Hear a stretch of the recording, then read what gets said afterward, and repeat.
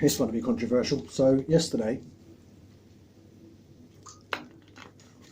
last night, about 8 o'clock, people stood outside their front doors, opened their balconies, stood on their balconies, stood in their doorways at the end of their drives, whatever it is, opened their windows and clapped and cheered and made a load of noise.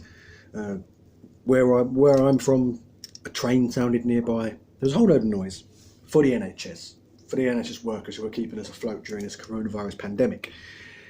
And it's a lovely sentiment. It's a lovely message to send that we appreciate the NHS, that we appreciate the people who work in the NHS, who look after us and our loved ones every single day. But I didn't take part. And my wife didn't take part. My wife works in the NHS. My mother has a history of working in the NHS. My mother-in-law worked a lot of her life in the NHS. She's just retired. My sister-in-law works in the NHS. So a lot of my family work in the NHS. Me and my wife personally didn't take part, and I'm going to tell you why. Because I thought myself that hanging our heads in shame would be a more apt way of showing how we feel about the NHS.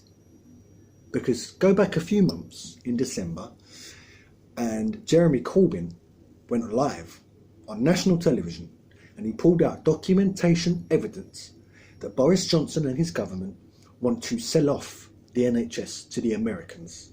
Or at the very least, they want to put it on the table when we're negotiating a trade deal with the Americans. 20 years ago, that would have brought down a government. That would have caused a landslide victory in Labour's favour. But this time around, in 2019, we voted a landslide the other way. We voted for the man who, it has been proven, wanted to lay the NHS on the table when it comes to trade deals. We voted for the party who has spent the last 10 years making the NHS a rich man's commodity, privatising whole swathes of the NHS, selling it off in contract bids. We voted for them. So it's all well and good clapping, particularly where I come from, in a largely conservative area. It's all well and good clapping and cheering and showing your appreciation for the NHS. But you should have had that energy 4 months ago. Should have kept that energy, your appreciation, your love for the NHS. You should have let that sway your vote in December. Because people in the NHS, workers in the NHS, are suffering. You should have kept that energy when you went out and you were buying things in bulk. 18 packs of bog roll and 24 toilet papers and 18 bloody pastas. Should have kept that energy and thought about people who are working in the NHS who might not be able to get out to the shops in the hours that you get out to. You should have kept that energy and not bought in bulk. Because now we've seen a video from an emergency worker in the NHS crying because she wasn't able to buy anything after an 18-hour shift because idiots had gone out, thought of themselves, and bulk bought it all.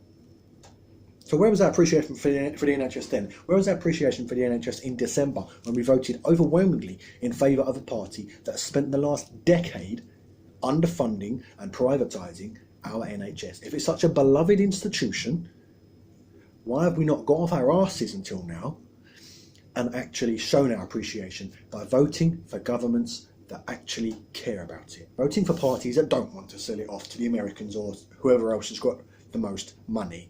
Now, regardless of what you think of Jeremy Corbyn, I know he's a very controversial figure, regardless of whatever you think of his policies, his past, people he's met, if the NHS was that much of a beloved enough institution for people to go out of their homes and clap for it, why didn't we show that in December? Because Brexit. So apparently Brexit is more important to the public than the NHS. So I didn't take part. Now, if you took part, I'm not criticising you, I'm not judging you in any way. Fair enough. I'm just saying, keep that energy up next time there's a vote. Remember, next time there's a vote, what the NHS workers are doing right now. Remember that next time you go and vote. They're looking after us in the middle of this coronavirus pandemic. They're actually risking their lives and their health and the lives and health of their loved ones to come out on the front line and give us the medical aid and treatment that we need.